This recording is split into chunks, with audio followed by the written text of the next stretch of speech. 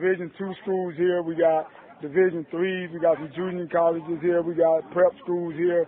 We got club ball here. The reason why we don't have the D1 guys here is because the NCAA the rules, they can't come to this. But the way that we saw that problem with the D1 guys, if you look around and stuff, we got 7 cameras here.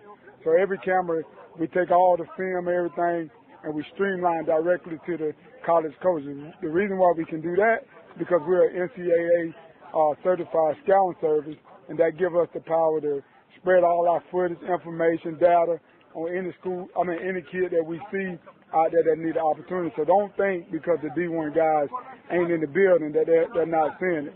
Matter of fact, I seen a D2 coach over there a few minutes ago say, hey, man, that kid is a D1 kid, and he just sent a Twitter over to a D1 coach and sent the kid film. So, hey, we reaching everybody. Welcome back to Sports Tuesday. I am Steve Manderson. My featured guest tonight is a man that is doing some great things in the world of sports, and especially with today's youth, which is very, very important. He is the founder of Tygtal, Exposure and Sports Counseling, and also Our Vision Sports Education Foundation. He's a coach and a jack of all trades amongst a whole lot of things he's doing. Let me bring on right now Andre Weiss. Andre, how are you?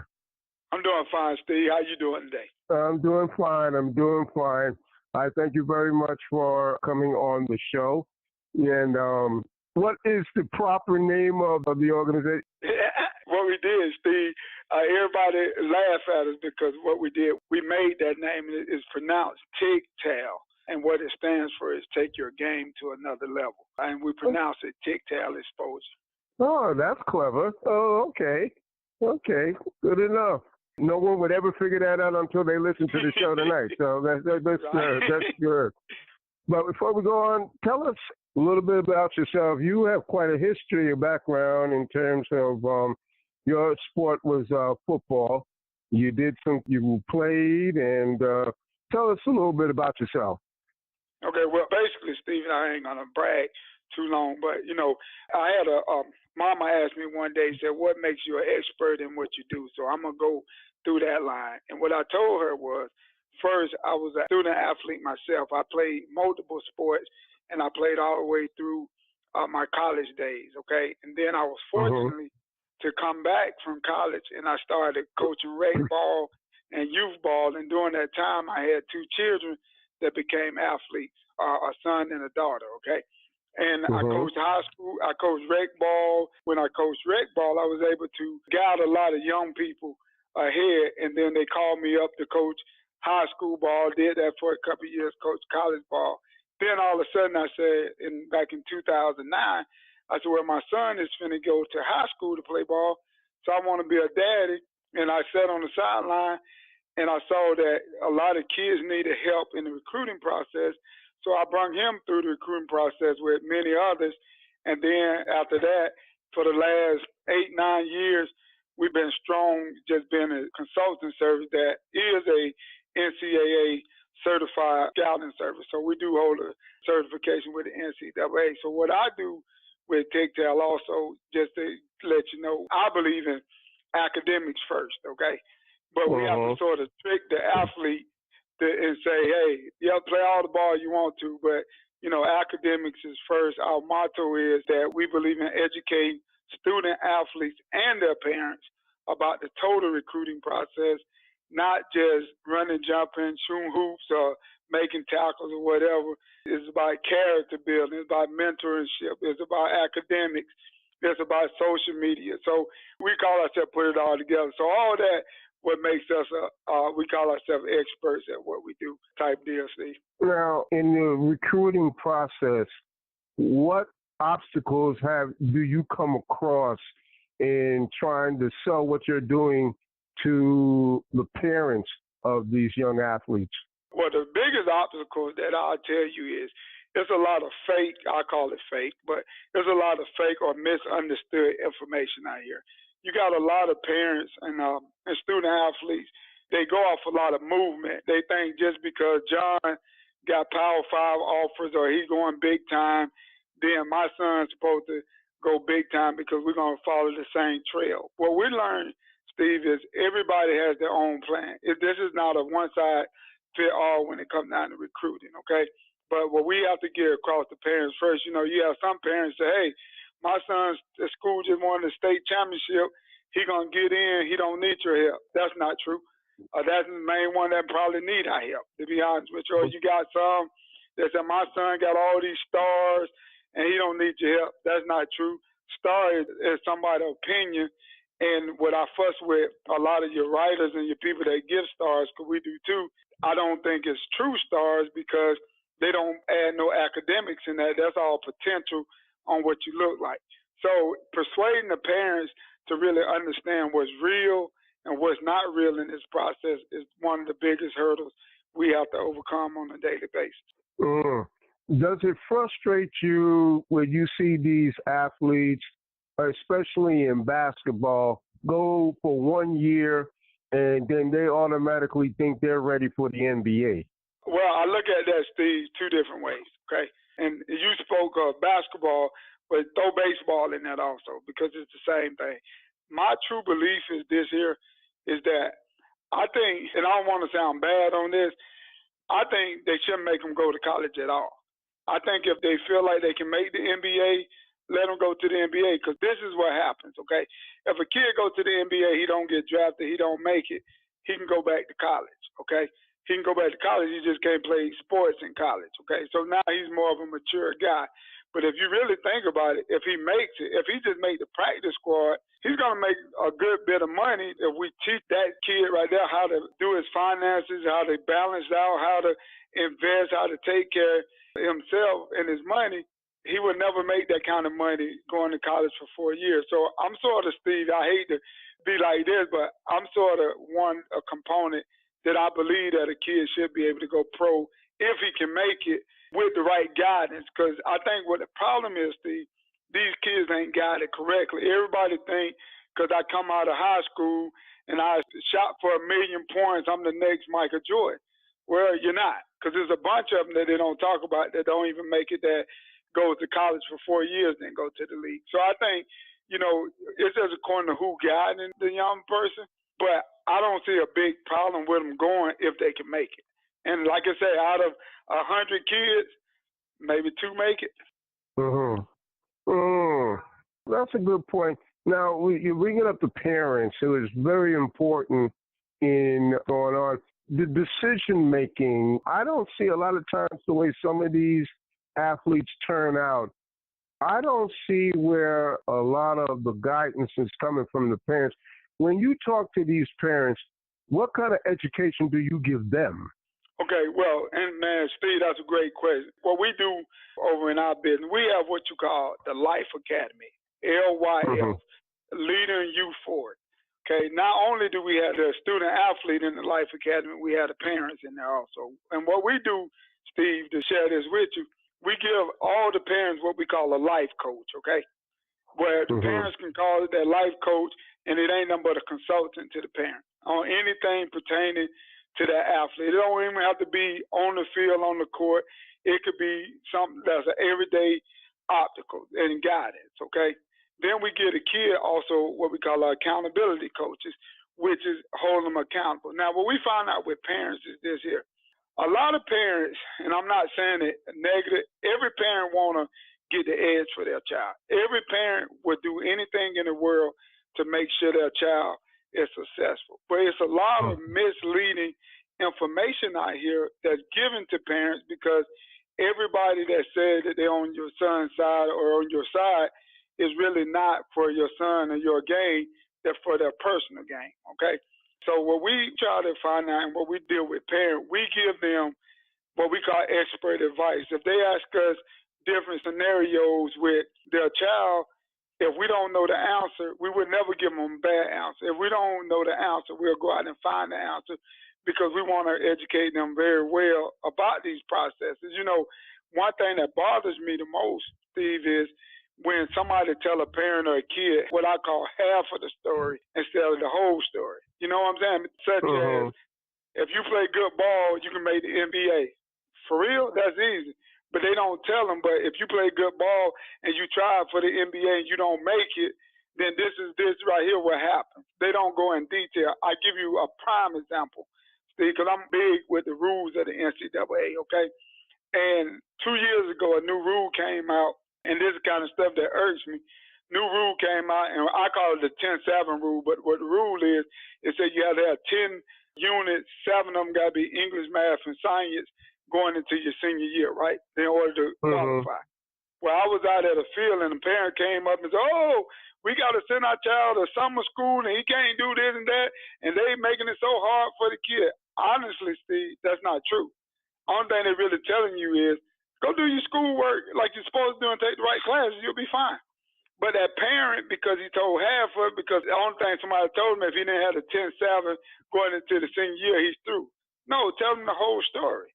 Tell him what that really means. But because you have so many people telling parents, this is what I'm trying to get to. Yeah, so many people telling parents what I call their opinions instead of giving them the facts.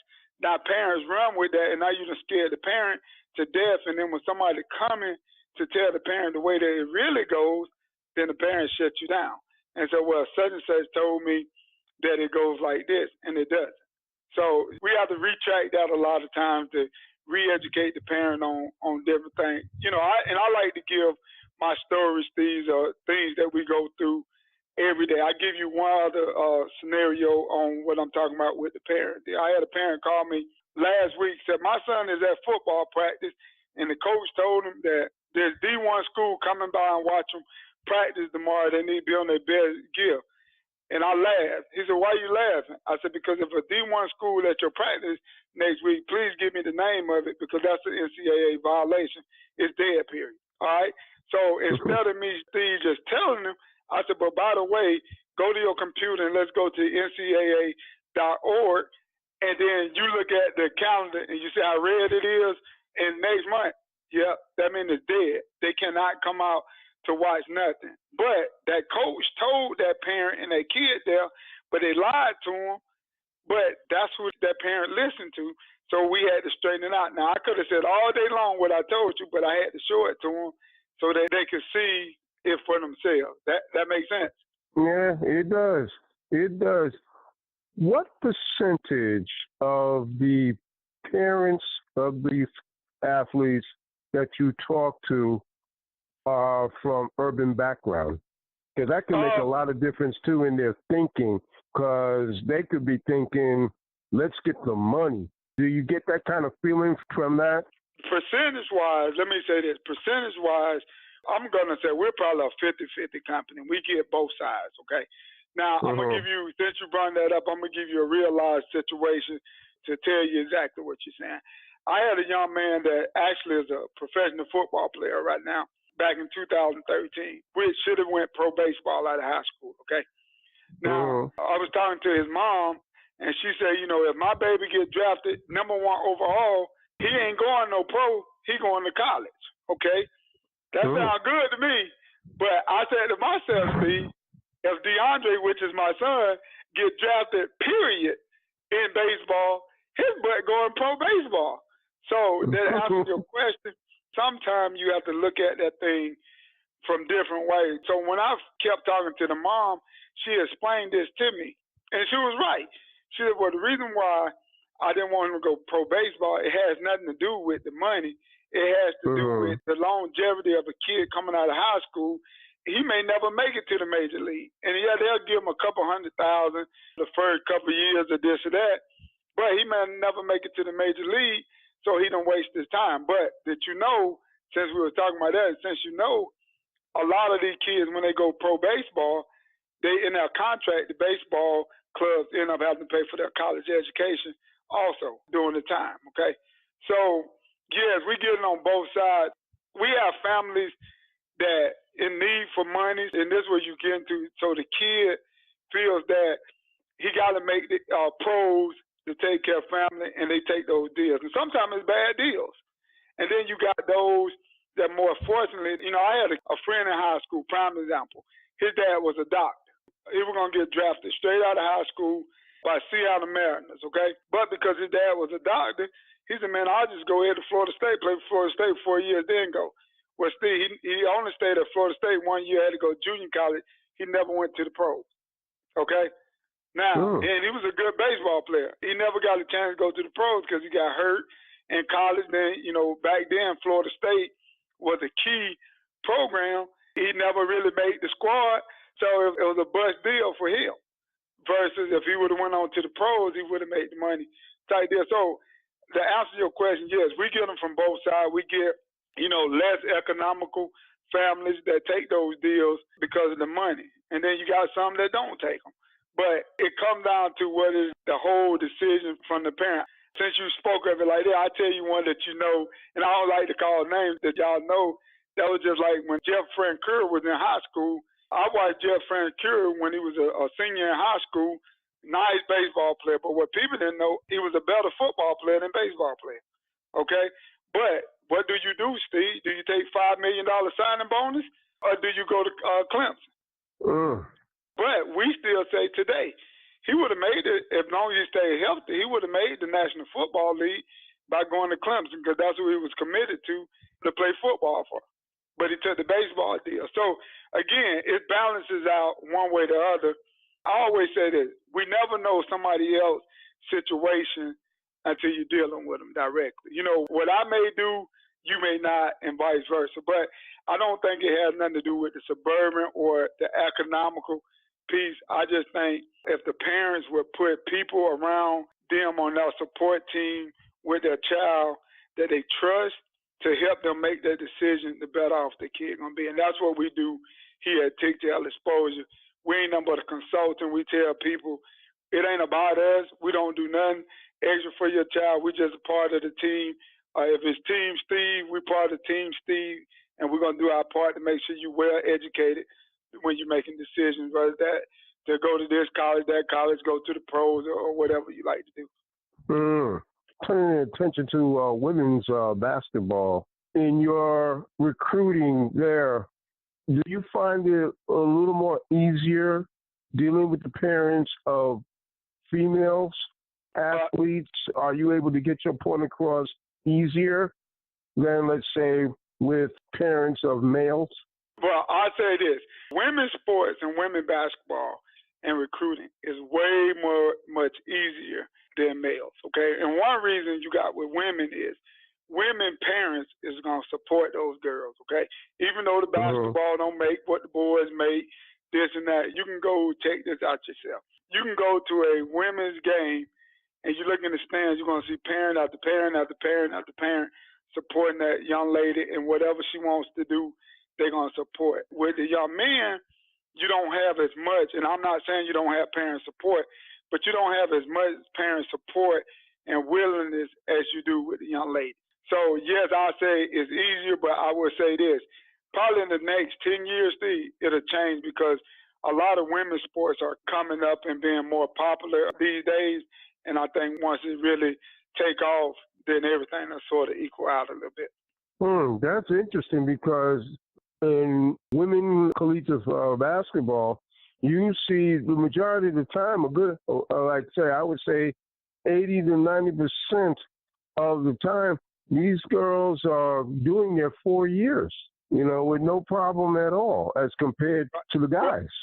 Well, let me answer that because we have a young lady that we're bringing on, Steve, here in the next 30 days that's going to be our women basketball VP, which unfortunately she played basketball and she ended up getting her master's degree playing basketball. I had a long conversation with her the other day because this young lady was good enough that, the WNBA and the League Cross Seas wanted her to come and play for them, okay? And she turned it down. And I asked her, unlike the male, why in the world would you turn that down? She said, one reason I turned that down is because the money that the women make, I can make that kind of money with my master's degree because they're not making hundreds of thousands or millions of dollars. They're making 60, 70, 80,000 a year. And her thing was, so I used basketball as my stepping stone to get my degrees in place so I can make money. So I love basketball because I keep telling her, hey, you're going to end up leaving us and going to be a college coach. She said, no, I'm burned out from it, but I love basketball, but I got out of basketball what it was there for. So to say that they stay 4 years, Steve, you're right, but they stay 4 years because if the money was higher in basketball, like it is in male basketball, you might see girls being one and done just like boys. I'll give you another one. I really don't like to call names. I'm going to tell you somebody that I knew it did that. You had a young lady that I think she went to Duke first and transferred to Tennessee by the name of Diamond DeShields that came out of North Carolina, Georgia. She's in the pros now, but if that girl could have went the pros right out of high school, she would have. But honestly, Steve, she was good enough out of high school to go to the pros. I mean, this girl played basically, I know they listen to the show, but she played basically like a boy. I mean, everything boy could do, she did. She ran the points. She was about 6'1", running the points, shoot 3-pointer, lay it up. I seen her dunk one time. But again, if they would have accepted her earlier, or not even so much accepted her earlier, if the money was different, because I think she thought about when she transferred, thought about leaving, going overseas early. I think it was a big article on her doing that. But I think the reason why your girls staying in school longer than the boys is because the end result of the money is different. Are more women going after they leave college? Are more women focusing on playing overseas in Europe, or are they more focused maybe for a shot at the WNBA, or is it kind of the same? I would say this: there is probably more of a shot at the WNBA because you get to stay stateside and you get to stay close to home, and you know type deal versus being cross seas. So I would say it's more of the WNBA because right now the WNBA title make you feel like they supreme to everybody else. Okay. It seems that way because it's amazing how the WNBA is still in existence after over 20 years, where most people didn't give it a chance, gave it at maybe at the most 2-3 years, but it's still going strong, although it's gone through a lot of mergers. I think now, if you count them, there's only maybe 3 or 4 of the original teams that started out. It's that kind of a movement that keeps the league going. Let's talk about what you do with the coaches. When I'm reading what you're doing, what is it with the coaches that you're selling on them? What is it that you're teaching them? Well, on the coaches end, and I guess it ain't so much of a teaching, I'm going to say. So I'm going to break down day-to-day operation of us, Steve. So basically, we got a couple components going. Like I said when we first started, we are an NCAA compliant scouting service, okay? What that means basically, Steve, is we have permission from the NCAA to share information on student athletes with college coaches, okay? That's basically what that means. Okay? I don't know if you remember, in this mainly in football first, and it's big in basketball. A couple of years ago, you had a situation where Oregon paid $250,000 to this company, and the NCAA said for what? And what he was doing was selling information to Oregon on athletes. Okay, so NCAA came in to regulate it. Okay, so we got our certification. Now, what we do, and people don't understand this, we're a big-time advocate firm for student athletes. So what we share our information is, and this is what a lot of kids and parents don't understand, and I always try to tell people this. Just because I don't have a Georgia Bulldog shirt on at your game don't mean I don't share information with Georgia Bulldogs or South Carolina or whoever the big college is out there, okay? Because we get a lot of phone calls that might say, hey, have you ever seen that kid Steve? What school? This school? Oh, yeah, we know about him. What you want to know? Hey, is he really 6'1"? Okay, we'll share that information. If we don't know, we'll find out for him and get back with him. Now, biggest thing we do, Steve, because I know you've been on the website, what we try to do with every athlete in the world, I'm going to say in the world, we do what we call a free profile, okay? We want the athlete to go to our website, to do the free profile, because what they get with the free profile, and a lot of them and the parents don't understand what I'm finna tell you how crucial this is. We ask them to do a free profile, but in order to do a free profile with us, you have to give us your transcript. If you don't give us your transcript, we're not interested in your profile. Then what we do, Steve, we go in your profile and we break it down and we do an athletic evaluation. We break your transcript down and say, Steve is on target to clear all the rules. This is a good student. He's going to be good enough to go to University of Alabama and clear and play sports, okay? So we make sure you're on track. Then we do an athletic evaluation, not to say you can play for Alabama or you can play for Auburn State or you can play for Coastal Carolina. We do it to say, Steve, you need to work on these aspects of your game. You need to get faster. You need to get a little bigger. You need to do this. Okay, now we do all this for free, but what people don't understand is that profile sits on our website, whether it's basketball, football, baseball, softball, soccer, lacrosse, and we have college coaches go in the backside of our website with username and password.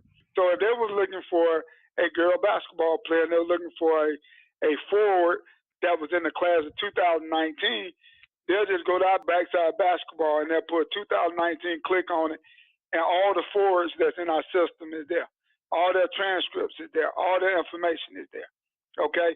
So we give them all the information on them because what I always tell parents, and listen to this good, college coaches is not trying to discover athletes. They're trying to evaluate athletes, okay? So you'll see a college coach come to a game, and there's a big hitter and people don't know, will come to a game and they'll say, well, I'm looking at Larry here, Larry playing good, but man, that other team got Steve over there. That's a good-looking athlete. Well, we're going to jump and we're going to watch Steve and we're going to put him on our board. 9 times out of 10, that don't happen. They'll say Steve is a good athlete, but I hope somebody to pick him up because they there to evaluate Larry, not discover Steve, okay? So what we do, we go out and we discover Steve, and we tell them about Steve, and then when they go in our system with the profile, we got everything on Steve they need to know. You see how it works, Steve? So we got everything they want to know because the first thing they want to know is, can Steve get in our school? Oh, yeah, there's transcript, there's test scores. He's good to go. So now you're moving up the chart because if you can't pass that part, it's going to be. So as far as teaching coaches, I want to say we teach them. What we help them do is gather information and data on the athletes that's out there that possibly could come and play for their school to help them win games, okay? And the way that we do it is we collect the information on the athlete. But it's so crazy, Steve, because we ask kids to go do profiles because when my son came through, I probably filled out more of his profile stuff than he did. But it's a job application, Steve. So to me, and I tell guys every day, if I'm trying to give you a job and you fill out my application and you don't give me your phone number or your email address or don't put something, how do you want me to hire you? That's a good point. That is because I can't get in touch with you. So what happens when a lot of these kids go and do these profiles, they half do it. They don't follow direction. They half do it. But that may be the difference why you got that scholarship and the next kid did. See, they don't realize that. They don't understand that. So what we do, Stephen, you know, to go past that, we do your profile, then we educate that, then we'll come back, and Tygtal has what we call the Tygtal College ID Showcases. And we do them in every sport, okay? And what we do, we bring the athlete back in, and we bring 7, 9, 12 real cameras, and we videotape everything. And while it's being videotaped, we live streaming to every college in the country.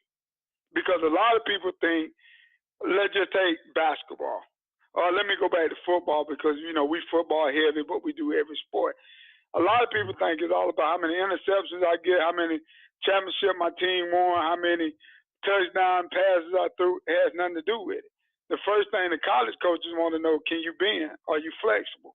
Can you run routes? Are you a student of the game or you're an athlete? It's a different what I just said now, Steve. Student of the game is one thing, the athlete is something else. Athlete, I got to teach you. Student of the game, you know the rules of the game and you can play the game because I don't have to be as fast, as big as you if I'm smarter than you, correct? That's right. Okay, so basically that's how we, I want to say educate the coaches, but we're hand in hand with those guys because those guys call us and ask us their opinion on many athletes. And we done got many athletes in. I want to mention one other thing that we do on a daily basis pertaining to the coaches also. You know, we done had several calls. Steve, the biggest epidemic in sports, and I don't care what nobody say, you know, and I'm going to say it on the show, the biggest epidemic is this marijuana, this weed, and all this stuff that's going on. Mm-hmm. With Oh, yeah. Okay. Now, I done had several calls over the last 3-4 years. Hey, coach, such and such got kicked out of school because we heard he was a bad kid because he was smoking weed. And I have to go in, and because I got that profile, Steve, I go in and I say, hey, have you ever did anything knucklehead being a 16, 17, 18-year-old kid? Peer pressure. Yeah, coach. Did you get caught? Nope. I said, go on and recruit the kid. That's the only thing going on. He just got caught. He just in the peer pressure. But if that coach didn't know that, he might pass up on that good kid. Because all of us make mistakes, correct? So all we are, Steve, is an advocate, for the kids. What percentage of the coaches that you talk to come from Division I, Division II, and Division III? I would say it's almost an average of all of them. We deal with Division I, II, III, NAIA, club ball, junior college, prep schools, everything. I would say Division I, probably 25%. Everybody else, probably 27 to 28%. And let's say in the Division I area, what colleges do you deal with or have, let's put it this way, have responded to you and your company? What Division I schools? You got your Alabama, the starting quarterback at Georgia Tech is one hot guy. Georgia Tech, Tennessee, all the SEC, Pac-10.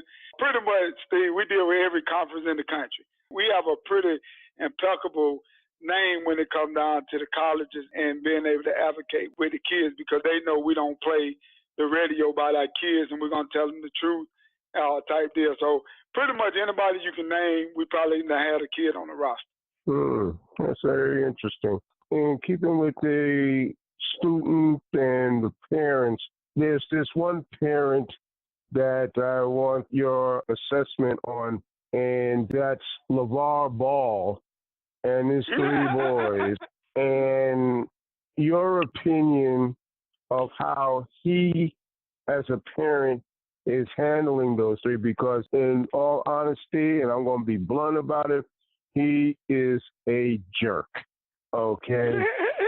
He's got one kid in the NBA, which I feel is not going to be around long.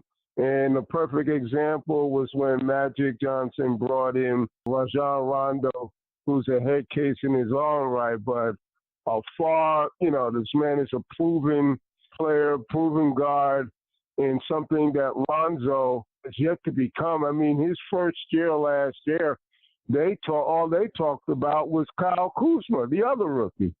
Okay, now, does he have a future in the NBA? And your opinion of the father and the way he is handling his boys? Here's the thing, Steve. I want to say this first. It's a business first, okay? Don't never think it ain't. Now, watch this. Drama sells. Would you agree with that? Yeah. Everybody want drama. Everybody like to go to drama.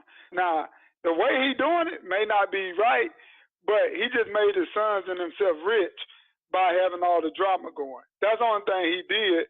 Everybody looking at him as crazy, and he may be crazy, but not only he got one of his boys in the pros, he got 3 of them and one of them shouldn't even make the pros. He got the whole family looking good because people buying the drama. Levar is on more talk shows than his sons because he's keeping that drama, and that's what sells. Is drama sells. Everybody want that storyline. Everybody want the drama. Now, do you not think that he don't know his boys ain't as good as the rest of them? But you won't never know. He said, I was in an interview, he said, my son going to make LeBron James a better ball player when he comes to the Lakers. What? But guess what? Everybody waiting on it, right? You're going to be the main one buying tickets to see if that happens. Okay? That's what sells. It's a business. It's a business and drama sells. Now, you can't get mad for being a parent that's trying to get his child ahead. Now, the way he's doing it, man, he's an idiot. But at the end of the day, his wallet might not be an idiot because he's going to always be known as that daddy that had 3 sons, that he pulled them out of college, sent them across the street, started his own league, thought all this ruckus, but he's going to get famous off of it. So you can look at it, Steve, on 2 different sides. Yeah, but the middle kid, LiAngelo, first of all, he started off on the wrong foot coming out of UCLA. He gets himself busted overseas in China stealing off a Louis Vuitton store. If it wasn't for President Trump, his brother'd still be there. Okay? And then the father pulls the youngest kid out of high school. Why would he do that? There again, different parents do things different ways. I'm not condoning what he did, but at the end of the day, it might be a genius move because it's so much goes on with professional sports that people only sees the side that they let you see, okay? It's a business. At the end of the day, it's a business. The only thing he did is start up a lot of ruckus.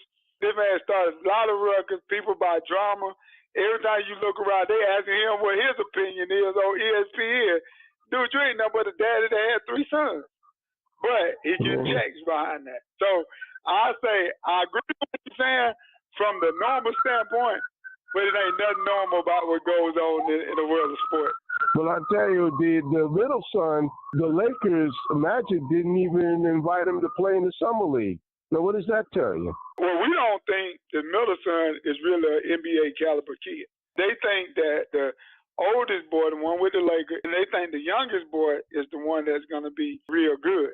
They think that what you just did, you just got the middle boy a couple dollars in his pocket because his name went around the NBA. Again, it's a business move. So you're exactly right. But like the oldest boy, the worst case, he'll get traded. But again, look at the salary. If he never plays another game, look at the salary he got. He went number 2 overall when they said, you remember, they said he won't even going to get drafted in the top 5 and he won't go into the Lakers. And who picked him?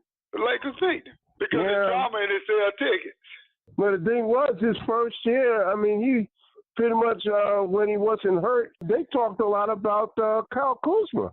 They talked about him far better than Lonzo Ball. And then with all these moves that Magic was making, what blew me.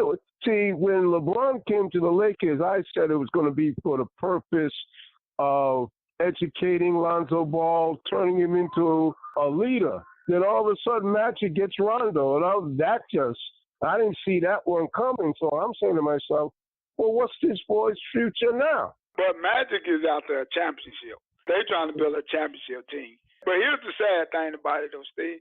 You just said it. The kid has only been in the NBA 1 year. When Kobe Bryant came in, I remember Kobe Bryant came in and sat 2-3 years before he became the Kobe Bryant that you know. But everybody want the ball kid to be Michael Jordan because his dad said he's just as good as Michael Jordan because he brought that drama to it to let the kid develop. He has to develop to be an NBA player. Yeah. And I think Rondo is going to be the one that's going to help him develop. That might be. It's just a matter of how many minutes now Alonzo will get because, Rondo was brought in to complement LeBron, and I don't see Rondo sitting in the fourth quarter in tight games and the ball is given out to Alonzo to finish it out. I don't see that happening. Stranger things that happen in the NBA. That's what I'm trying to say. Rondo might not even be with the Lakers. I look at him as being a journeyman, and if his father is okay with that, fine. He'll get NBA money. Just don't spend it all in one spot because you may not be in the NBA for long. Right. Exactly. You're exactly right. Yes. Going back to baseball, Major League Baseball has become a great percentage of the players. Now, I would say pretty much 80 to 85% of the players in Major League Baseball is Latino or Asian. What percentage do you see African Americans going into Major League Baseball at this day and age? I'm going to say probably about 1%. And I can wow, that's low. It's very low, but let me tell you why it's that low, okay? And, we deal with sports on a high school level, okay? Number one thing, I have a baseball scout I talked to, and I told him about this kid I had that played high school baseball. He was batting 300, 400, okay? He said, well, what traveling team he play on? I said, he don't play traveling ball. He play high school ball. We're not interested. Why? Because he's not playing the same talent. The problem is, and again, we're on the radio, but the problem is If you come out of a family and you can't spend $20,000 a year for your child to play travel ball on a baseball club, you really don't have a real true shot to make the major leagues, okay? Because he's not out there seen and being exposure. And sports, the key to sports is exposure, okay? So if you look at that, and I'm not even going to just say African American, let's just say kids that don't have big budgets to play that sport don't really get in because they can't afford to be in it. Do that make sense? And we can go a little deeper. You know, I was at, like I told you, we had the one young man that's in the pros now in football, was baseball, went to his practice, and he swung and hit the bat and the ball was a team, and he threw the bat away and went and got a brand new bat out of the thing. I said, what's wrong? He said, the bat ain't no good no more, but he pulled out another bat out of his bag, not the team bag, that cost another $300. So really and truly, a lot of, let's just say, middle class or lower class parents, financial parents, can't afford for their child to play baseball on the traveling team. And it ain't just baseball. You know, you got your AAU basketballs, you got your softball teams. But what we got to do, and I know I've been talking to some guys that saying that, you know, in the inner cities especially, they're going to come back and start trying to finance for more inner city type kids can play baseball on those levels. What I'm telling you is a very expensive sport. More so than basketball and football? Way more. It ain't even close. And especially football, way for football, because you got to realize baseball, if you're on a traveling unit and you got to travel all the time, it's going to cost you about $20,000. Football don't cost you that. You ain't going to pay no $20,000 in football just going to camps and be on AAU teams. You know, I mean, it's serious. Sports is very serious, Steve. I mean, I tell my son all the time, when I played back in the 90s and the late 80s, we played for fun. It's a business. So even the high school rank, even the middle school ranks is a business because they playing in middle school to go to a good high school. They're playing at the high school level to get in a good college with a good scholarship to play for them to go to college. They're playing in the college to try to make the pros or either just to build their name and their brand. It's a business all the way through and through. Now, as a parent yourself with athletes, would you be in favor of them playing and traveling baseball? Would you want to do that? If I could afford it and I had the money, yes, because that's what our country is built on.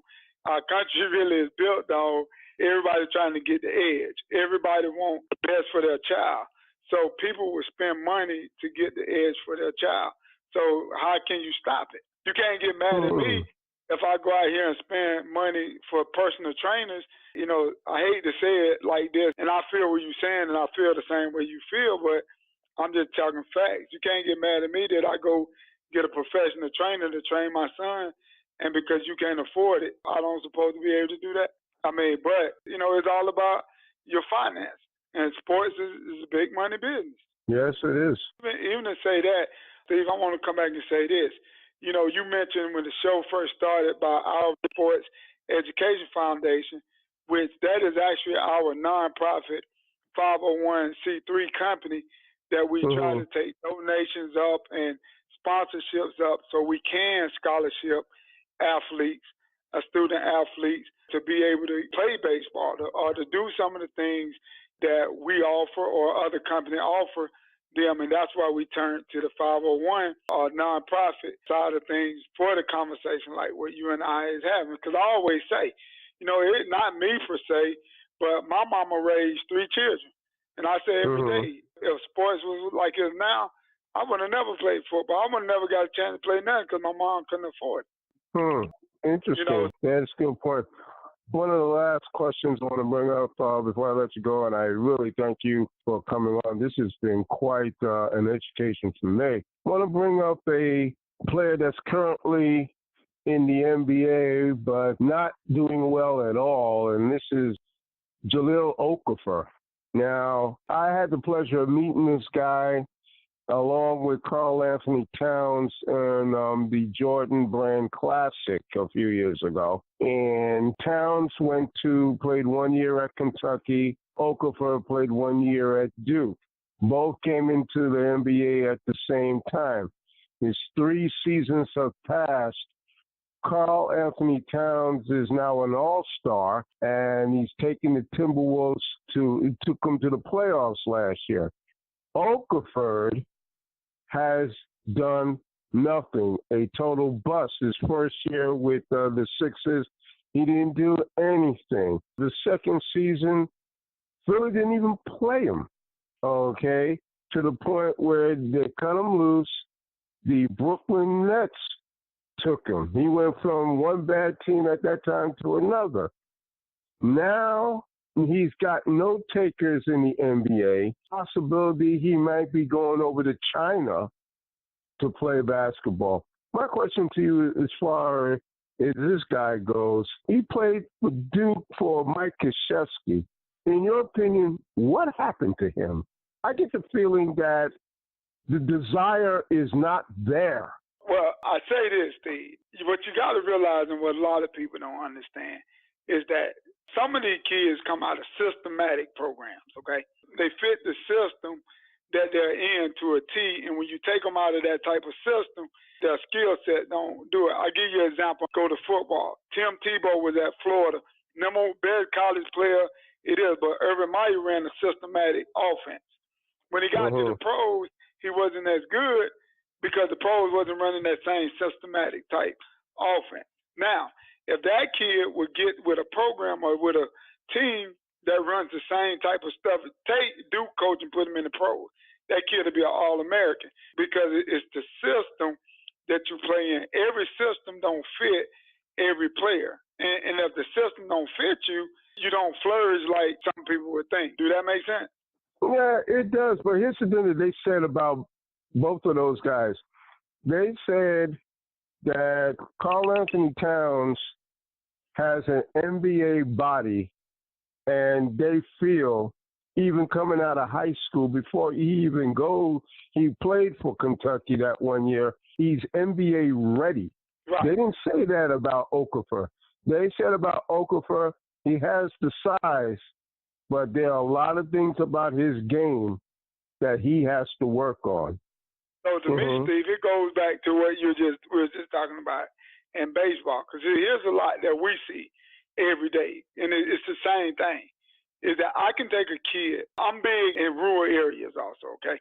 I can take a kid that's trained and taught by a personal trainer every day, get his game up, get his weight up, make him NBA ready, as you say. And I can take a kid that just is talented but didn't have the same trainers or the same push as that kid. They're not going to be on the same level no matter what we do with them.